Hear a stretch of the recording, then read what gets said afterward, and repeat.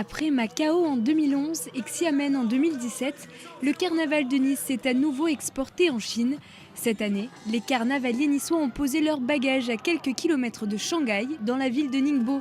Un événement qui a nécessité plus d'un an de préparation. Il faut savoir que nos chars ont été démontés, mis dans des containers. Pour vous donner un ordre d'idée, la tête du roi, rien que la tête du roi est démontée en 8 morceaux et mise dans des containers. Donc vous imaginez le nombre de containers pour aller jusqu'à Ningbo. Sur des bateaux, ça prend un mois.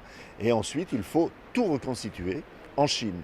Nos carnavaliers étaient sur place depuis maintenant un mois pour reconstituer le carnaval. Le carnaval de Nice, à l'identique donc. Du 27 septembre au 3 octobre, 7 chars du carnaval, 6 éléments d'animation ou encore 20 grosses têtes traditionnelles ont paradé lors des 6 corsos illuminés. Un spectacle à la niçoise qui a conquis le public chinois.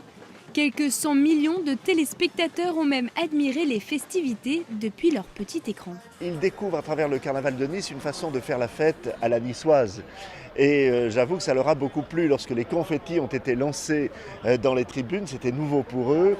Ça a été des batailles endiablées et en même temps très amicales.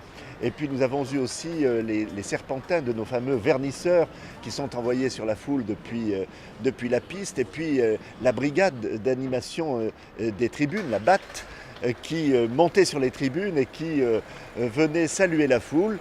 Tout ça a énormément plu. Cette semaine de festivités était aussi l'occasion de faire rayonner la capitale azurienne et développer les relations publiques. Une amitié notamment symbolisée par l'inauguration de l'avenue de Nice, une avenue de 7 km. Dans le même temps, nous avons inauguré la promenade de Nice à Ningbo, magnifique promenade au bord de la mer avec des grands hôtels de luxe, etc., qui est une vitrine magnifique aussi pour la ville de Nice. Nous avons visité les studios de cinéma de Ningbo, qui sont les deuxièmes studios de cinéma de Chine, énormes, un des plus grands au monde, avec à peu près 200 tournages par an. Et je leur ai parlé évidemment des studios de la Victorine qui vont fêter leurs 100 ans l'année prochaine. Et ils sont très intéressés de pouvoir creuser cette idée d'une collaboration entre nos studios et leurs studios. Le roi du prochain carnaval de Nice sera justement le roi du cinéma. Rendez-vous du 16 février au 2 mars 2019.